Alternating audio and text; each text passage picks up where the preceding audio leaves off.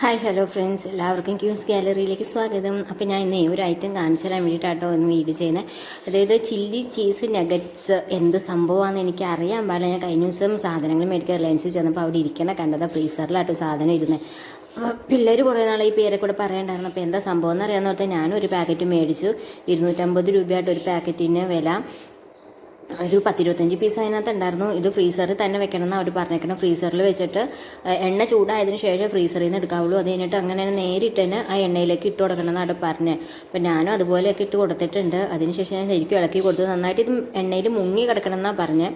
എന്താ സംഭവം എന്ന് എനിക്കറിയാൻ പാടില്ല. ഇതിനകത്ത് ചിക്കനും പിന്നെ ചീസും കിഴങ്ങൊക്കെ ഞാൻ കണ്ടത്. പിന്നെ കുറച്ച് മുളകും എന്ത് സംഭവമാണ് എന്താണെന്നൊന്നും എനിക്കറിയില്ല. ഈ പിസ്സയൊക്കെ ഇഷ്ടപ്പെടുന്ന ആൾക്കാർക്കൊക്കെ എന്തായാലും ഇഷ്ടപ്പെടും. എനിക്ക് എന്തായാലും ഇഷ്ടപ്പെട്ടില്ല. ഇവിടെ പിള്ളേരായിട്ടോ തിന്നത്. പിള്ളേരിൽ പൈസ മാത്രമേ കഴിച്ചോളൂ, ഞങ്ങളാരും കഴിച്ചില്ല. ഞങ്ങൾക്ക് ആർക്കും തന്നെ വലിയ ഇഷ്ടപ്പെട്ടില്ല എന്ന് എനിക്ക് പറയാം. അത് മാത്രമല്ല നല്ല ചൂടിനെ തന്നെ ഇത് കഴിക്കുകയും വേണം, എന്നാലാണ് ഇത് കൊള്ളാവുള്ളൂ. ഇല്ലെങ്കിൽ ചൂടാറി കഴിയുമ്പോൾ ചീസൊക്കെ സെറ്റായി പോകും. അപ്പോൾ ചൂടിനെ തന്നെ കഴിക്കുകയും വേണം.